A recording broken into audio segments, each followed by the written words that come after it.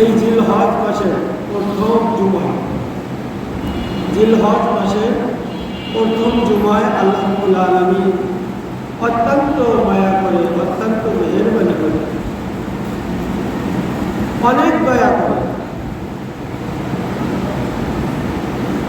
হাজার মানুষের মধ্য থেকে বাছাই করে, পছন্দ করে আল্লাহর হুকুম পালন করার জন্য তার ঘর মসজিদে আসা তৌফিক দান করেছেন। এজন্য আমরা হৃদয় মিলানো ভালোবাসা আল্লাহর জন্য উজাড় করে দিয়ে বলে আলহামদুলিল্লাহ। কারণ এই নেকের কাজ করা, আল্লাহর হুকুম মানা সবার দ্বারা সম্ভব হয় না, সকলের দ্বারা সম্ভব হয় না। যাকে আল্লাহ পছন্দ করেন, যার জন্য, যার মঙ্গল চায়, যার দুনিয়া আখিরাতের কল্যাণ চায়, আল্লাহ সেই সব বান্দাদেরকে আল্লাহ কবুল করে। আর যেসব বান্দার পরে আল্লাহ তাআলা রাগ, আল্লাহ নারাজ, ওইসব বান্দাকে আল্লাহ তাআলা সুযোগ দেন না। তাদেরকে এই সুযোগ না দিতে দিতে দিতে দিতে একেবারে কবরের গুহায় নিয়ে যাবে, গর্তে নিয়ে যাবে। এখান থেকে জাহান্নামের গর্তে আল্লাহ ফেলে দেবে আল্লাহর ফেরেশতাদের মাধ্যমে। জান্নাত জাহান্নামের ভিতরে ফিকে ফিকে মারে। আল্লাহ তাআলা আমাদেরকে হেফাজত করছেন। হাজার মানুষের মধ্যে থেকে পছন্দ করে আল্লাহ তাআলা তার ঘরের জন্য নিয়ে আসছেন। এটা আল্লাহ তাআলার অশেষ নিয়ম। তো বলতেছিলাম, মাস জিলহজ মাস শুরু হয়েছে আজকে 2 তারিখ। আগামী শনিবারে, এই শনিবারে পরের শনিবার আমরা ঈদ উদযাপন করব। আমি বলতেছিলাম, এই হজের সময় লক্ষ লক্ষ হাজিরা আল্লাহর ঘরে গিয়ে জিয়ারত করছেন, আল্লাহর নবীর কবর রওজা মুবারক জিয়ারত করছেন, যখন রওজা শরীফে সালাম জানাচ্ছেন, আরাফায় যাবেন, মিনায় যাবেন, প্রত্যেকটা জায়গায় হযরত ইব্রাহিম, আমাদের জাতির পিতা হযরত ইব্রাহিম আলাইহিস সালামের স্মৃতি জড়িত রয়েছে। ঠিক না বেটা? প্রত্যেকটা ক্ষেত্রে হাজিরা যেখানে হাত দেবে, যেখানে যাবে, সেখানে আমাদের জাতীয় পিতা, জাতির পিতা ইব্রাহিম আলাইহিস সালামের স্মৃতি জড়িত আছে। ইব্রাহিম আলাইহিস সালামের ফ্যামিলি কারণ না কারণ স্মৃতি জড়িত আছে। হাজিরা যত জায়গায় আমল করবে, সব জায়গায় প্রত্যেকটা আমলের ভিতরে এক প্রেম ভালোবাসার নজির, দৃষ্টান্ত আজও আমাদেরকে দিক নির্দেশনা দিচ্ছে, রাহাবরি করছে। ঠিক না? আলোচনা চলতেছিল হযরত ইব্রাহিম আলাইহিস সালাম যে কঠিন কঠিন পরীক্ষার সম্মুখীন হয়েছিলেন। প্রত্যেকটা পরীক্ষায় উনি শতভাগ পাশ করে আল্লাহর কাছে পুরস্কৃত হয়েছিলেন। ঠিক না? প্রত্যেকটা পরীক্ষায় আমি মাঝে মধ্যে বলে থাকি, ছাত্র যত মেধাবী হয় তার প্রশ্ন তত কঠিন হয়। ঠিক না? আর ছাত্র যদি গল্প হয়, বোকাইতে হয়, লেখাপড়া পারে না, এমন ছাত্র যদি ক্লাসে থাকে সব, তাহলে স্যার প্রশ্ন করে একটু সহজ দেখি, যে কঠিন প্রশ্ন করলে একটাও পারবে না, সব ফেল করতে। ঠিক না? আল্লাহর কাছে যে যত প্রিয় তার পরীক্ষা তত কঠিন হয়। ঠিক না? ইব্রাহিম আলাইহিস সালামকে আল্লাহ তাআলা কমপক্ষে বড় বড় 10টা পরীক্ষা করছেন, যা কোরআনে পাকের মধ্যে আল্লাহ তাআলা বলছেন। আর প্রত্যেকটা পরীক্ষা উনি হাস্যোজ্জ্বলভাবে, কোনো দ্বিধাদ্বন্দ্ব ছাড়াই নির্বিঘ্নে শতভাগ পাশ করেছেন, যার কারণে আল্লাহ তাআলা ওনাকে পুরস্কৃত করেছেন। আল্লাহ তাআলা বলেছেন, আনতা খলিলি, আপনি আমার বিশেষ বন্ধু। সুবহানাল্লাহ, আপনি আমার খলিল মানে বিশেষ বন্ধু। অনেক বন্ধু থাকে, তাই খাস বন্ধু থাকে না? তো হে ইব্রাহিম, আপনি এতগুলো পরীক্ষায় পাশ করেছেন, শতভাগ পাশ করেছেন, কোনো দ্বিধাদ্বন্দ্ব ছাড়াই, ইতস্তত করা ছাড়াই আপনি আমার হুকুমের সামনে প্রত্যেকটা হুকুমের সামনে আপনি নিজেকে বিলিয়ে দিয়েছেন। সুতরাং আপনি আমার খলিল, আপনি আমার কি খাঁটি বন্ধু। কি বন্ধু? সেই পরীক্ষাগুলোর মধ্যে একটা ঘটনার সাথে আলোচনা হয়েছিল। তিনি যখন সারা দুনিয়ার সামনে, বিশ্ব সম্রাট নমরুদের সামনে ব্যর্থহীন কণ্ঠে বলল, এটা আমাদের, এই মূর্তি আমাদের রব হতে পারে না, আপনারা স্পষ্ট গুমরাহির মধ্যে আছেন। শেষ পর্যন্ত ওনাকে ফেলা হল কোথায়? জ্বলন্ত অগ্নিকুণ্ডের ভিতরে ফেলানো। 40 দিন থাকলেন। নিজের পিতা আজম, নিজের চাচা হারান, নিজের মা সবাইকে জ্বালাইছে, ইন্ধন দিয়েছে। তাই একমাত্র আল্লাহর জন্য মাকে ছাড়ছে, আল্লাহর জন্য কাকে ছাড়ছে? বাবাকে ছাড়ছে, দেশকে ছাড়ছে, কমকে ছাড়ছে। কার জন্য? একমাত্র আল্লাহ। এই জন্য আল্লাহ বললেন, ও দুনিয়ার মানুষ, তুমি আমল যাই করো না কেন, অল্প করো বেশি করো, সেই আমলটা যদি একমাত্র কেবলমাত্র শুধুমাত্র আমার আল্লাহর জন্য হয়, তাহলে তোমার ওই অল্প আমল হলেও ওই অল্প আমল তোমাকে নাজাত দিয়ে দেবে, জান্নাতে পৌঁছাই দিবে। আর যদি আমল আল্লাহর জন্য না হয়, মানুষ দেখানোর জন্য হয়, দেখবেন কোরবানির সিজন আসতেছে, অনেক গরিব মানুষ তারা আল্লাহকে খুশি করার জন্য একটা ভাগ থাকবে, এই কোরবানির মাধ্যমে আমার আল্লাহ খুশি হবে, এটা বেশি প্রকাশ করে না। কিন্তু অনেক লোক আছে তারা 2টা গরু দেয়, কোরবানি দেয়, কোরবানির গরুর গলায় মালা মারা ঘুরায় মানুষকে দেখায়, অমুক সাহেবের 3টা, আবার 3টা হবে না, 4টা দিতে হবে, এবার নেতা কর্মীদের দিতে হবে, মায়ের গাড়ি বানাইতে হবে, মায়ের নাম বানাইতে হবে। এখানে কিন্তু ইখলাস একটু কমে গেল, আল্লাহর জন্য হলো না, দুনিয়ার জন্য হয়ে যাচ্ছে। সুতরাং এখন কোটি টাকার কোরবানি এইভাবে যদি কোরবানি দেওয়া হয়, আর একজন গরিব মানুষ গোপনে দেয়, একবার রয়েছে টাকা নেই, গরিব মানুষ আল্লাহকে খুশি করতে হবে, এই জন্য সে একবার রয়েছে, আল্লাহ খুশি হবে, তাহলে এই একবারের সমান ওই কোটি টাকার কোরবানিও হবে না। ইখলাসের বড় শক্তি, ইখলাসের বড় শক্তি, একের বড় শক্তি ইখলাসের।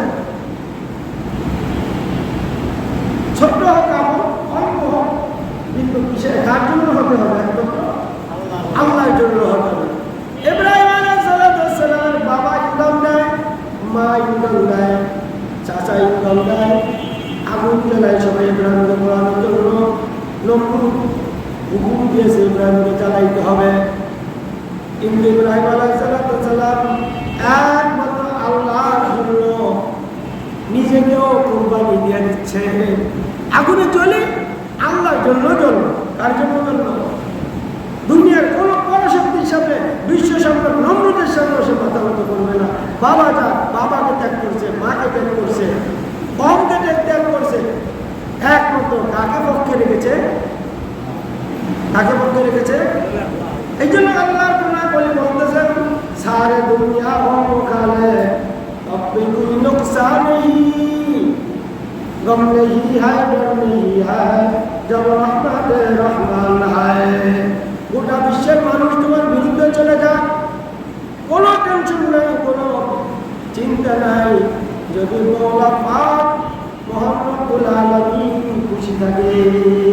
ইব্রাহিম আলাইহিস সালাম সেই কথা জিবরাইলকে বলেছিলেন, জিবরাইলের সাহায্যের জন্য হাত বাড়ালেন। ইব্রাহিম বলে, ও জিবরাইল, তোমাকে কি আল্লাহ নির্দেশ দিয়ে পাঠাইছে নাকি? পাই না, আল্লাহ বলছে অনুমতি দিতে যদি ইব্রাহিম সাহায্য দেয় দাও না, কিন্তু আমি আল্লাহর পক্ষ থেকে তোমাকে পাঠাচ্ছি না। ইব্রাহিম জবাব দিলেন, না জিবরাইল, আমার আল্লাহ যদি আমাকে পোড়াইয়া খুশি থাকে, আগুনে জ্বালাইয়া খুশি থাকে, আমি আল্লাহর জন্য আগুনে জ্বলে ছাই হয়ে যাবো, তবু আমি তোমার সাহায্য নিব না। এটাকে বলে লিল্লাহ, এটাকে বলে ইখলাস। আল্লাহর জন্য আমলকে কি করতে হবে? খাঁটি করতে হবে, অল্প হোক আর বেশি, যতটুকু করে না, কার জন্য করতে হবে? কার জন্য করতে হবে? 40 দিন থাকার পর ওনাকে বের করে দেওয়া হলো। বলে বাবা দিচ্ছেন, বলি অবকে বললেন, বাবাকে বললেন, মাকে সম্পূর্ণ বললেন, হে মা, হে বাবা, হে কম, আমি তোমাদের সাথে আর থাকতে চাই না, তোমাদের দেশে আর থাকতে চাই না। ইন্নী যাহিবুন ইলা রাব্বি সায়াহদিন, আমি আমার রবের নির্দেশে যেদিক ইচ্ছা সেদিক যাব, যেদিন আমার রব আমাকে পাঠায় ওই দিকে আমি রওনা দিলাম। ইন্নী যাহিবুন ইলা রাব্বি সায়াহদিন। এবার উনি কওমের মাঝে দাওয়াত দিলেন, ইসলামের দাওয়াত দিলেন।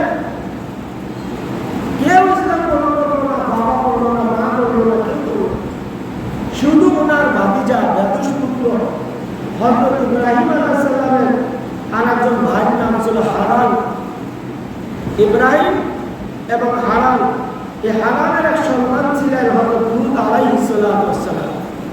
তো ওনার দাওয়াতে এক নম্বর লূত আলাইহিস সালাম ইসলাম গ্রহণ করলেন, দাওয়াত কবুল করলেন ভাতিজা।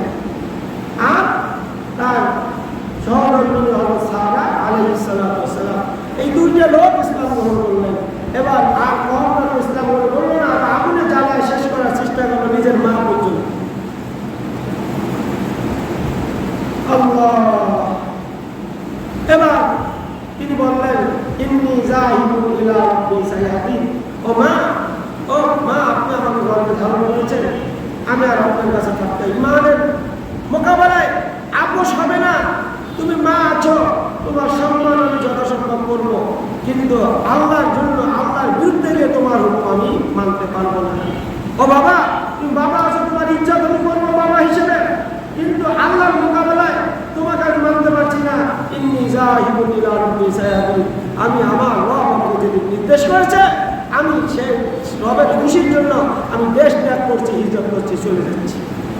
বিদায় নিয়ে রওনা দিলেন কোথায়? আল্লাহর নির্দেশ হলো আপনি বর্তমান শাম সিরিয়া দেশ, এখানে যে ফিলিস্তিন যেখানে অবস্থিত, এখানে চলে যান। উনি ওনার বিবিকে নিয়ে আর ভাতিজাকে নিয়ে ফিলিস্তিনের দিকে রওনা দিলেন। ফতে বাদে মিশর, ফতে যাইতে মিশর আসতে যায়। মিশরের তৎকালীন ফেরাউনের নাম ছিল সিনান ইবনে আইওয়ান, বড় জালেম বাদশা ছিল। ফেরাউন কিন্তু কোনো ব্যক্তির নাম না, তৎকালীন মিশরের রাজাদের উপস্থিত ছিল ফেরাউন। যারাই রাজা হতো তারাই ফেরাউন, তাদের উপস্থিত ছিল ফেরাউন। তো ওই সময় ফেরাউনের নাম ছিল সিনান ইবনে আইওয়ান। কি বললাম? সিনান ইবনে আইওয়ান। বড় জালেম বাদশা ছিল, অত্যাচারী বাদশা ছিল। যত সুন্দরী মেয়ে যদি পাওয়া যেত, খবর পাইতো বাবারা, সুন্দরী মেয়েগুলো ধরে নিয়েও বাদশার কাছে রাখতো, বাদশাহ তাদের সাথে অপকর্ম করত। হযরত ইব্রাহিম আলাইহিস সালামের স্ত্রী সারা আলাইহিস সালাম ছিল অত্যন্ত সুন্দরী। এক পরীক্ষার ভিতরে বের হলেন আগুন। ইব্রাহিম আলাইহিস সালাম যে পরীক্ষার সম্মুখীন হয়েছে, প্রত্যেকটা পরীক্ষায় তিনি পাশ করেছিলেন। আমি সেইটাই দেখাচ্ছি, আমাদের কোরবানিও এটা একটা পরীক্ষা। যাদেরকে আল্লাহ সম্পদ দিয়েছে তাদের জন্য একটা পরীক্ষা, যে তারা সম্পদকে প্রাধান্য দেয় নাকি আল্লাহর খুশির জন্য কোরবানি করে। হজের মৌসুম চলতেছে, হজও একটা পরীক্ষা। লক্ষ লক্ষ টাকার মালিক হজ তৌফিক আছে, এরপরে কি হজকে আল্লাহকে খুশিকে প্রাধান্য দেয় নাকি তার সম্পদকে প্রাধান্য দেয়? হজ করতে গেলে 7-8 লাখ টাকা চলে যাবে, এই কি দেয়? আল্লাহর মহব্বতকে কি দূরে ঠেলে দেয়? তার সম্পদের মহব্বতকে কি সামনে রেখে এখানটা হল? ইব্রাহিম আলাইহিস সালাম আবার পরীক্ষার সম্মুখীন হতে যাচ্ছে। হযরত ইব্রাহিম আলাইহিস সালাম তার বিবি সারাকে নিয়ে যখন মিশরের মধ্যে যাচ্ছিলেন, তো বাদশা সিনান ইবনে আইওয়ান এর কাছে খবর চলে গেল। তার চেলা চামুন্ডারা খবর দিল, যে বাদশা আমাদের দেশ থেকে, আমাদের দেশে এমন বিশ্ব এক সুন্দরী মহিলাকে নিয়ে এক লোক যাইতেছে। তো বাদশা বললেন, তাদেরকে আমাদের ডেকে পাঠাও। 2 জনকে ধরে নিয়ে যাওয়া হলো। ইব্রাহিম আলাইহিস সালাম এবং তার বিবি সারা আলাইহিস সালামকে ধরে নিয়ে যাওয়া হলো। বাদশার তো মাথা খারাপ হলো, সারা আলাইহিস সালামের চেহারা সৌন্দর্য দেখে সে তাড়াতাড়ি বলল, পরিচয় চাইল। সেখানে আমার নিয়ম ছিল, যদি কেউ ভাই বোন হয় তাহলে সেখানে বাদশা বিরত থাকে, অপকর্ম থেকে বিরত থাকে, ছেড়ে দেয়। ইব্রাহিম আলাইহিস সালাম সারা আলাইহিস সালামকে শিখাই দিলেন, ও বিবি, যখন বাদশা তোমার পরিচয় চাইবে তোমরা কি সম্পর্কে বলবো? ভাই বোন। হযরত সারা আলাইহিস সালাম কলমা পড়লেন, হে আল্লাহর খলিল, আমি তো আপনার স্ত্রীর একটা ভাই বোন পরিচয় দেব কেন? হ্যাঁ, ভাই বোন পরিচয় দিলে কোনো সমস্যা নেই, গুনাহ হবে না। কি হবে না? গুনাহ হবে না। কারণ আদম আলাইহিস সালাম তোমার পিতা, আমার পিতা, মা হাওয়া আলাইহিস সালাম তোমার মা, আমার মা, এই হিসেবে পরিচয় দিলে সমস্যা নাই। এই জন্য অনেক মাসালা আছে, আমাদের কাছে মাসালা আসে যে হুজুর বিবি ভুলে ভাই করে ডাক দিতে সামনে, ও ভাই এটা নিয়ে এসো, ভুলে ভাই করছে তো তালাক হয়ে যাবে কিন্তু ভাই করে, এতে কোনো সমস্যা নেই।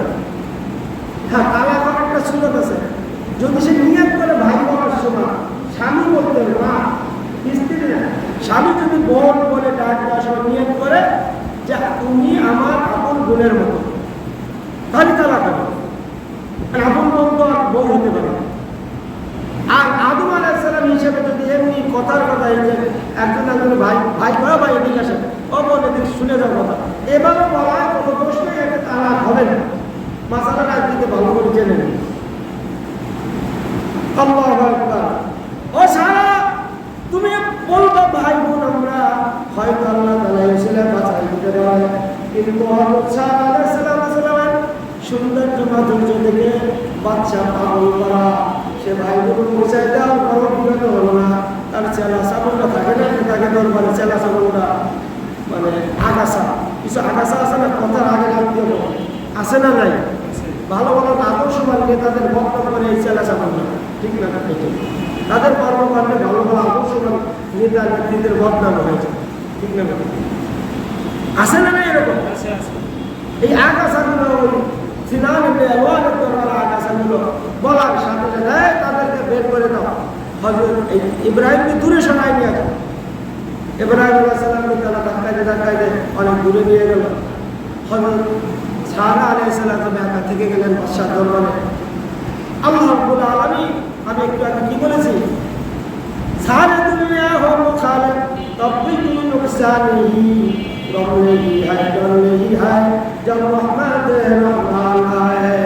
সারা দুনিয়ার মানুষ তোমার বিরুদ্ধে চলে যান, যদি এক আল্লাহকে খুশি রাখতে পারো, তোমার দুনিয়ায় কারোর কোনো ডর থাকবে না, কোনো ভয় থাকবে না, কখনো কোনো চিন্তা থাকবে না। আখিরাতে ভয়াবহ অবস্থায় তোমার কোনো চিন্তা আর কোনো রেশ তোমার ভিতরে থাকবে না। উজুহু ইয়াওমাইযিন মুসফিরা যাহিকাতুন মুস্তাবশিরা আল্লাহ কোরআনে বলতেছে কিয়ামতের ময়দানে আমার নেককার বান্দাদের কিছু চেহারা থাকবে, উজুহু ইয়াওমাইযিন মুসফিরা, তাদের চেহারার ভিতরে হাসির উজ্জ্বলতা বেশি উঠবে।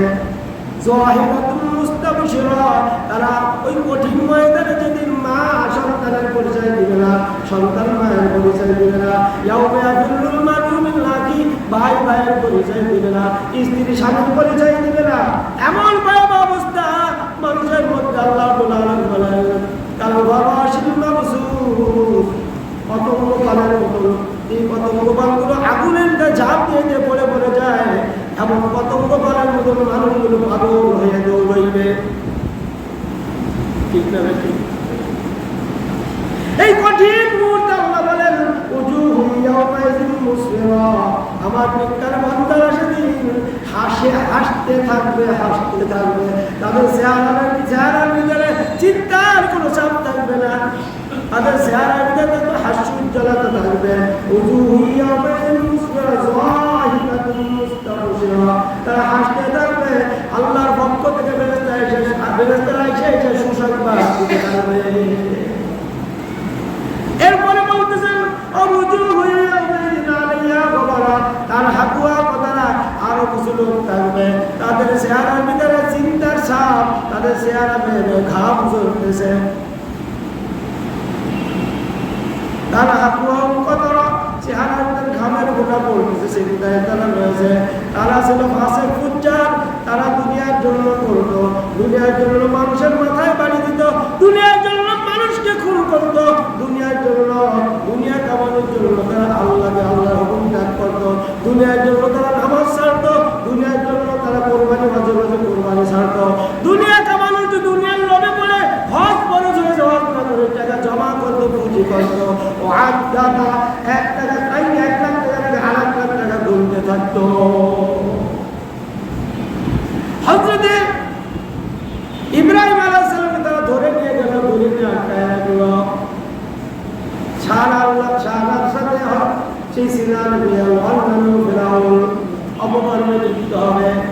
হযরত ইব্রাহিম আলাইহিস সালাম দূরে সেই জমিনের ভিতরে নামাজে দাঁড়ায় গেলেন। আল্লাহর নেককার বান্দারা বিপদে পড়লে কার কাছে সাহায্য চায়? কিসের মাধ্যমে? নামাজের মাধ্যমে। আল্লাহ নিজে কোরআন বললেন, ফাস্তাঈনু বিস-সাবরি ওয়াস-সালাহ। ও আল্লাহ, তুমি আমার কাছে সাহায্য চাও কয়টা কারণে, কয়টা মাধ্যমে? বিস-সাবরি ওয়াস-সালাহ, একটা হলো সবর করার মাধ্যমে, দুই নম্বর নামাজের মাধ্যমে। আমি আল্লাহর কাছে সাহায্য চাই, আল্লাহ সাহায্য করব। হযরত ইব্রাহিম আলাইহিস সালাম ওই যে ওই ময়দানের ভিতরে মাটির ভিতরে নামাজে দাঁড়ায় গেলেন। আল্লাহ, আমার সতী স্ত্রীকে আপনি রক্ষা করবেন। আপা এবং মায়ের স্ত্রী সতী থাকে, কখনো তাদের ভিতরে ধারণা আসে না, চিন্তা আসে না। হযরত নূহ আলাইহিস সালামের স্ত্রী কিন্তু মুসলমান হয় নাই, নূহ আলাইহিস সালামের স্ত্রী কিন্তু মুসলমান হয় নাই, তারপর তারা সতী ছিলেন, 100 বার সতী ছিলেন। আল্লাহ আমার স্ত্রীকে আপনি রক্ষা করবেন। হযরত ইব্রাহিমের দোয়া আল্লাহ কবুল করলেন। আল্লাহ জানায় দিলেন, ইব্রাহিম, আমি যদি বলি তোমার স্ত্রীকে সে কিছু করে নাই, তুমি স্বামী হিসেবে মনে মানতে পারলাও পারে, মনের ভিতরে সন্দেহ থাকতে পারে যে তোমার একটা জানার পারে তার ঘরে কিছু করে না, এটা কিভাবে হইতে পারে? ওই ইব্রাহিম, তুমি যেখানে আসো ওখান থেকে ফেরাও, ওই ঘরের দিকে তাকাও। যত প্রতিবন্ধকতা আছে, যত আড়াল আছে, আমি সব দূর করে তোমার দৃষ্টি সরাসরি হাজার আর ছাড়ার দিকে পড়বে, তুমি দেখতে পারবা সবার সাথে কি হচ্ছে। সুবহানাল্লাহ। এবার সব তাকাইলেন, ঠিকই মাঝে যত অন্তরাল ছিল, গাছপালা, ঘর বাড়ি সব বেদে তার দৃষ্টি সারা সালাম করে বিপদে হলো। তার দিকে হাত বাড়াইল। হযরতে সারা আল্লাহর কাছে নালিশ করলেন। সাথে সাথে আল্লাহর জমিন ওই সিনানের পা পর্যন্ত গেড়ে গেল, হাত অবাস হয়ে গেল। এবার সিনানের সারার কাছে মাপ চাই, ও সারা আমাকে মাফ করে দাও, তোমার রবের কাছে দোয়া করো, আমি এই কর্মকর্ম থেকে বিরত থাকবো, তওবা করতেছি। হযরত সারা দোয়া করলেন, সে ভালো হয়ে গেল, মাটি তাকে ছেড়ে দিল। এবার আবার সে অপকর্ম করার জন্য হাত বাড়ালো, সামনে বাড়লো, আবারও জমিন তাকে গ্রাস করে ফেললো, হাত অবাস হয়ে গেল। আবার ক্ষমা চায়, তোমার রবের কাছে দোয়া করো, আমি আর এমন অপকর্মে লিপ্ত হবো না। আবার যখন মুক্ত হয়ে যায়, আবার সে ওই খারাপ বাসনা পূরণ করার জন্য সামনে বাড়ে, আবার জমিন তাকে কোমর পর্যন্ত গিলে ফেলে, তার হাত অবশ হয়ে যায়। এবার সে অনেক অভিনয় করতেছে, সারা এবার আল্লাহর কাছে দোয়া করো, আমি আর এমনটা করবো না। সারা আলাইহিস সালাম এবার বললেন, দেখেন বাদশাহ, যদি আবার করেন আমি কিন্তু আর দোয়া করবো না, আপনাকে জমিনে ডাবাই দিয়ে আমি চলে যাব। বলে না, আমি এমন কাজ আর করবো না, আমি খাঁটিভাবে তওবা করতেছি, আমাকে একটু ছাড়া। এবার 3 বার চেষ্টা করে ব্যর্থ যখন হলো, এবার অন্তরে একটু ভয় ঢুকলো। এবার মনে মনে ভাবলো, এই 2 যুগল এরা হয়তো সৃষ্টিকর্তার অনেক প্রিয়। এবার সারাকে বলতেছে, আমার ঘরে একটা মেয়ে আছে হাজেরা নামীয়, আমি এই মেয়েটা তোমাকে বিয়ে দেবো। সারা আসলে বলতেছে, কি করবো? ওই দেখো, তোমাদের তো কোনো খাদের নাই, তোমাদের দাসীর কাজ করবো, তোমাদের সব ক্ষেত্র করবো, আমি খুশি হয়ে এই মেয়েটাকে তোমাকে বিয়ে দেবো। সারা আলাইহিস সালাম নিয়ে আসলেন। 5 নম্বর পরীক্ষা চলে, 4 নম্বর ইব্রাহিম আলাইহিস সালাম। হ্যাঁ, এ পরীক্ষা পাস। ইব্রাহিম আলাইহিস সালাম আর বিবি সারাকে নিয়ে আবার রওনা দিলেন সিরিয়ার দিকে, আজকের ফিলিস্তিনের দিকে। চলতেছে হযরত সারা আলাইহিস সালাম বলতেছে, ও স্বামী, আমাদের তো অনেকদিন বিবাহ হলো, আমাদের কোনো সন্তান হয় না, আপনি হাজেরাকে বিবাহ করেন, আমি স্ত্রীর অনুমতি দিচ্ছি, আপনি হাজেরাকে বিবাহ করেন, আল্লাহ যদি এই ছেলেটা সন্তান দেয়। ঠিক আছে, ইব্রাহিম আলাইহিস সালাম বিবাহ করলেন। এবার ফিলিস্তিনের দিকে চলে গেলেন। ওনার বয়স 98 বছর। কত বছর? 99 বছর সন্তান হয় না, নিঃসন্তান। ইব্রাহিম আলাইহিস সালাম আল্লাহর কাছে দোয়া করলেন, রব্বি হাবলি মিনাস সালিহিন, হে আমার রব আমাকে একটা নেককার সন্তান দান করেন, যেই নেককার সন্তান দুনিয়াতে আমি মরে যাওয়ার পরে আপনার দ্বীনের হেফাজত করবে, আপনার দ্বীনের প্রচার করবে, আমার দায়িত্ব সে পালন করবে। আল্লাহ বলেন, বাবা শাল্লাহু বিগুলামিন হালিম। আমি আমার ইব্রাহিম দোয়া করলো, দোয়া করার পরে আমার ইব্রাহিমের দোয়া আমি কবুল করলাম। বয়স কত? 98 বছর। কত বছর? 98 বছর পরে। আমাদের যদি 98 বছরের পুরো সন্তান হয় নাকি? সন্তান হওয়ার যোগ্যতা হারিয়ে যায়, কিন্তু কে দিতে পারে? দিতে পারে কে? আল্লাহ। পারে সম্ভবকে অসম্ভব করতে পারে কে? ঠিক না? এই জন্য বিপদ আমাদের কার কাছে সাহায্য চাইতে হবে? আল্লাহর কাছে। কিসের মাধ্যমে? আর কিসের মাধ্যমে? সবরের মাধ্যমে। দিতে পারে কে? আবার বলেন, আকীদা আমাদের অন্তরে ঢুকুক। দিতে পারে কে? সম্ভবকে অসম্ভব করতে পারে কে? বিপদ আমরা চাইতে হবে কার কাছে? কিসের মাধ্যমে? কথা বলেন, কিসের মাধ্যমে চাইবো আমরা? সবর আর নামাজের মাধ্যমে। কিসের মাধ্যমে? আল্লাহ কোরআনে বলছে, আমার কাছে সাহায্য চাও, ফাস্তাঈনু বিস-সাবরি ওয়াস-সালাহ, আমার কাছে সাহায্য চাও সবর এবং কিসের মাধ্যমে? সবর এবং কিসের মাধ্যমে? কিন্তু মসজিদে খালি, মসজিদে আজানের লোক হয় না। আল্লাহর কাছে সাহায্য প্রয়োজন নাই আমাদের, বোঝা যায়।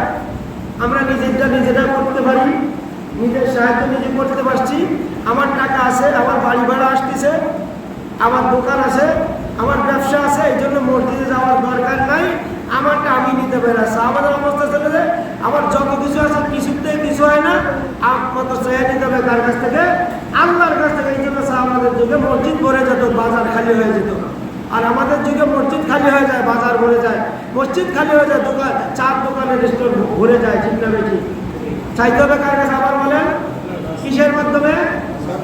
সবরা নামাজের মাধ্যমে। সবরা মুখস্থ করবেন কথাগুলো, মাথার ভিতরে ঢুকবেন।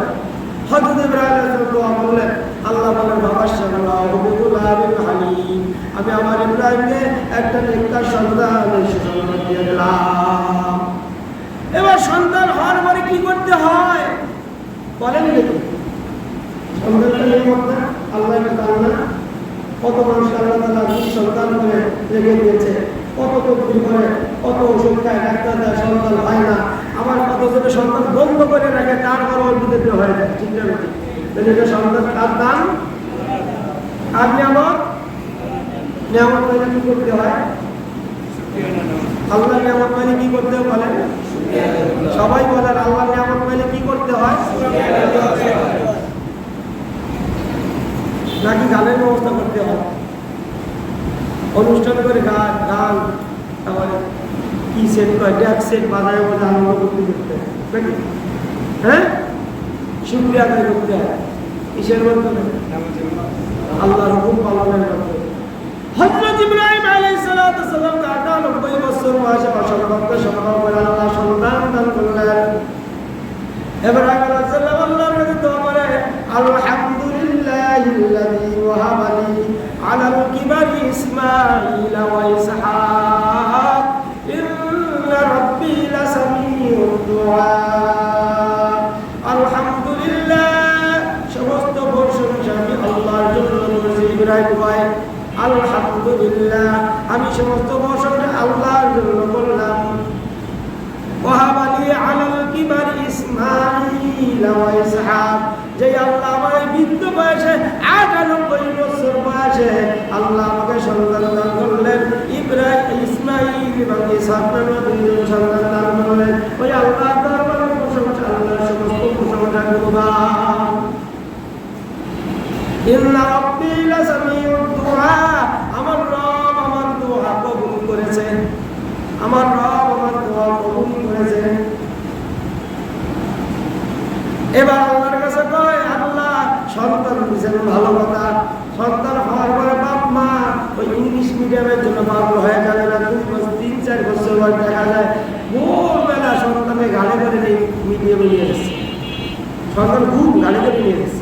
আমি নিজে দেখছি, আমি সকালবেলা হাঁটতে পারি তো ওই লোহার ভিতর নেই, এক বাপ সন্তান গাড়ি করে নিয়ে এসেছে ঘুম ব্যাস বস করা। ইব্রাহিম শিখাই গেলেন সন্তান একটা আমানত। ও বাবারা, দুনিয়ার বাবারা, সন্তান আমানত। এই আমানত তোমার কাছে দেওয়া হয় খেয়ালত করার জন্য না, এই আমানত তোমার কাছে দেওয়া হয় তুমি বাবা হয়ে সে আমানত আল্লাহ দেওয়া আমানত রক্ষা করতে পারো কিনা। ইব্রাহিম শিখাই গেলেন আমানতের কাজ কি, আমাদের কাজ কি পাইয়া ইংলিশ মিডিয়াম না বরং আল্লাহ তাআলা ইব্রাহিমের কথাগুলো কোরআনে বয়ান করে দিয়েছেন। রব্বি জাআলনি মুকিমাস সালাতি ওয়া মিন যুররিয়্যাতি রব্বানা ওয়া তাকাব্বাল দুআ। হে আল্লাহ, এই আমানত আমাকে দিয়েছেন, এই আমানত রক্ষা করা আমার ইব্রাহিমের জন্য সম্ভব না, সুতরাং আপনি আমার এই আমানত নামক সন্তানকে এবং আমাকে পরিপূর্ণ নামাজি বানাইয়া দিয়ে সন্তানকে দিন শিখানো। বাবার কর্তব্য, বাবার কাছে যে আল্লাহ আমানত রেখেছে এই আমানত রক্ষার দায়িত্ব বাবার মায়ের, তার সেই আমানতের দায়িত্বটা কি? দিন শিখানো, সন্তানকে কি শিখানো? দিন শিখানো। আর দিনের ইমানের সর্বপ্রথম স্তম্ভ হলো সালাত। এই জন্য ওই দোয়াটা বললেন, রব্বি জাআলনি মুকিমাস সালাতি ওয়া মিন যুররিয়্যাতি রব্বানা ওয়া তাকাব্বাল দুআ। আল্লাহ আমাকেও নামাজে রাখেন, আমাকেও নামাজে বানান, আমার সন্তানদেরকে আপনি নামাজে বানান। সুবহানাল্লাহ। ইব্রাহিম আল্লাহর খলিল হইলেন, আর খলিল হয়ে আমাদের দায়িত্বটা পালন করলেন, নিজেও নামাজি হবে। আপনি বাবা হাতে নামাজ না বলেন, ঘুমাই থাকা কত নামাজে যান, নামাজে যান, সন্তানের মুস্কি আগে বাবা নামাজে যায় না, দেহ আমারে নামাজে যেতে। হ্যাঁ, এই জন্য আপনি কি বললেন, রব্বি জাআলনি মুকিমাস সালাতি, আল্লাহ আমাকে আগে নামাজি বানাবেন, এরপরে আমার সন্তানকে আপনি নামাজি বানাবেন। নামাজের মাধ্যমে যেন আপনার ইশক মাহব্বত, আপনার মহব্বত, আপনার ভালোবাসা হয়ে যাবে। সন্তান হয়ে গেল হযরত সারা আলাইহিস সালাম। এবার যে সারা আলাইহিস সালাম নিজের স্বামীকে বিবাহ করাইলেন, এবার সন্তান হলো।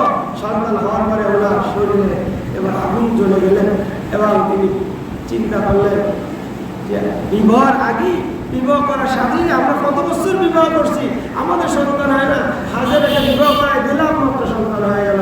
এবার ওনার ভিতরে ওনাকে বিচ্ছেদ করার, ইব্রাহিম থেকে দূরে সরানোর উনি কিছু পরিকল্পনা আনলেন। ইনশাআল্লাহ আগামী জুমায় বলে এবার আমরা মূল কোরবানির আলোচনা চলে যাবো।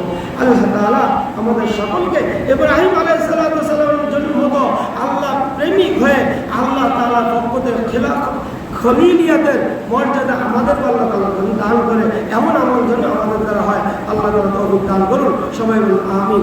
এবং আযানের সাথে সাথে আমরা যেখানে থাকবো, এই যে ইব্রাহিম আলাইহিস সালাম দোয়া করলেন সন্তানের জন্য, নিজের জন্য আগে করলেন, এবার সন্তান উনি কি নামাজি ছিলেন না? তারপর আল্লাহকে দোয়া করে, আল্লাহ আপনি নামাজ পড়ার চেষ্টা করি, আমি যদি কখনো ছুটে না যায় আমাদের নামাজ, আমরা বাবারা যারা আছি আমাদের প্রথম দায়িত্ব আমরা নিজেরা নামাজি হবো। এবার সন্তান